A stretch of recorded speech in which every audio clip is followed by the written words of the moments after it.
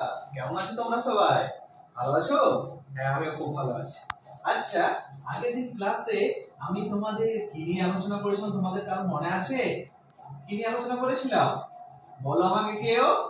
আচ্ছা রিমা তুমি বলো কি নিয়ে আলোচনা করেছিলাম? বাক্য নিয়ে আলোচনা করেছিলাম, তাই তো? বাহ, খুব ভালো। আচ্ছা, বাক্য কাকে আচ্ছা রিমা তুমি দুটি কি বাক্য কাকে বলে, তাই তো? বাক্য সম্পর্কে জেনেছিল। আচ্ছা, বাক্য কাকে বলে তুমি বলো তো আমাকে, বলো আমাকে। হ্যাঁ, খুব ভালো। বাক্য কাকে বলে? যে কয়েকটি শব্দ পাশাপাশি বসে যখন কি অর্থ প্রকাশ করে তখন তাকে আমরা কি বলবো? তাকে বাক্য বলবো। বাহ, খুব ভালো। তাহলে তোমরা বাক্য সম্পর্কে জেনেছো, তাই তো? আচ্ছা, তোমরা কিন্তু প্রত্যেকে খাতা খোলো। হ্যাঁ, খাতা খোলো। আজ কিন্তু আমরা নতুন জিনিস শিখবো। হ্যাঁ, নতুন জিনিস শিখবো। খাতা খুলে তোমরা প্রত্যেকে দুটি করে বাক্য লিখো তো। তোমরা তো বাক্য শিখেছো, তাই তো? দুটি করে প্রত্যেকে তোমরা কি করো? বাক্য লিখে দেখাও। হ্যাঁ, বাক্য লিখে দেখাও। কেউ গোলমাল করবে না। হ্যাঁ, খুব ভালো। আচ্ছা, লেখা হয়েছে তোমাদের? কই দেখি, আব্দুল তোমার খাতাটা দেখি। লিখেছো? কি লিখেছো? আমি বই পড়ি। বাহ, খুব ভালো। আমি বই পড়ি। বাহ, খুব ভালো লিখেছো। আমি বই পড়ি।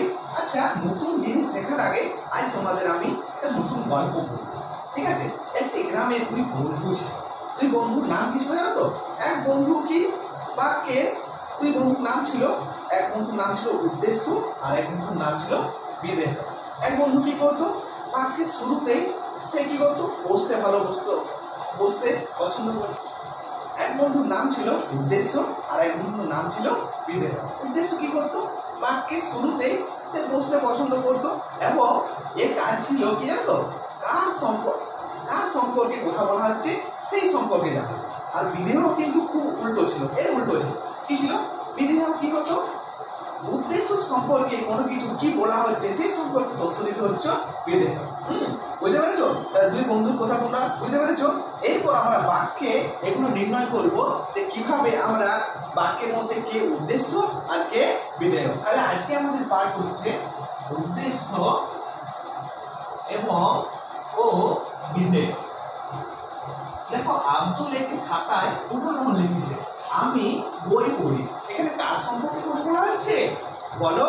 হ্যাঁ, আমার সম্পর্কে বলা হচ্ছে। এবং আর কি বলা হয়েছে? আমি কিন্তু বাক্যের প্রথমেই বসেছে।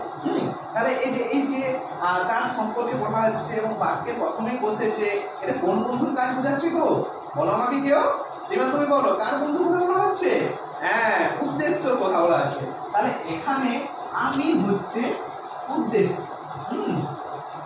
আমি হচ্ছে উদ্দেশ্য এবং এই উদ্দেশ্য কি কাজ করছে বলো? বই পড়ি। আমি বই পড়ি। উদ্দেশ্য সম্পর্কে তথ্য দিচ্ছে কে? বিদেহ। বিদেহের কাজ কি? যে উদ্দেশ্য কি করছে সেই সম্পর্কে তথ্য দেয়া। তাহলে এখানে বই পড়ি এটা উদ্দেশ্য করছে এবং এই তথ্য দিচ্ছে বিদেহ। তাহলে বই পড়ি হচ্ছে এখানে হচ্ছে বিদেহ। তোমরা বুঝতে পেরেছো? তাহলে উদ্দেশ্য আর বিদেহ কি? হ্যাঁ, আচ্ছা চলো সুজয় তুমি একটি বাক্য বলে দেখাও আমাকে। বাক্য বলে দেখাও। হ্যাঁ, কি বলছো? রাম বনে ফুল পড়ে। বাহ, খুব ভালো। রাম বনে ফুল পড়ে। আচ্ছা, এখানে কার সম্পর্কে কথা বলা হচ্ছে গো? কার সম্পর্কে কথা বলা হচ্ছে? রাম সম্পর্কে। আচ্ছা, রামকে এখানে তাহলে রাম সম্পর্কে কথা বলা হচ্ছে এবং কি রাম বাক্যের প্রথমে বসে আছে। তাহলে রাম হচ্ছে এখানে উদ্দেশ্য এবং উদ্দেশ্য সম্পর্কে আমাদের তথ্য দিচ্ছে কে? রাম কি করছে? রাম বনে ফুল পাড়ছে। রাম বনে ফুল পাড়ে, তাই তো? তাহলে উদ্দেশ্য সম্পর্কে বাকি তথ্য দেওয়া আছে আর উদ্দেশ্য সম্পর্কে বাকি তথ্য দেওয়া কার কাজ? বিদেহর কাজ। তাহলে রাম বনে ফুল পাড়ে এটা হচ্ছে বিদেহ। বুঝতে পেরেছো তোমরা? হ্যাঁ, তাহলে আজকে কি শিখলাম আমরা?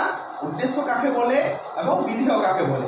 উদ্দেশ্য কাজ কি এবং বিদেহর কাজ কি তোমরা বুঝতে পেরেছো তো? বা খুব ভালো। তাহলে আজকের পাঠ আমাদের এই উদ্দেশ্য এবং বিদেহের পর্যন্ত। আর আগামী দিন তোমরা কি করে আনবে জানো তো? প্রত্যেকে 5টি করে বাক্য লিখে আসবে এবং প্রত্যেকে উদ্দেশ্য এবং বিদেহগুলি চিহ্নিত করে নিয়ে আসবে। হ্যাঁ, তাহলে আজকের পাঠ হচ্ছে এই পর্যন্ত।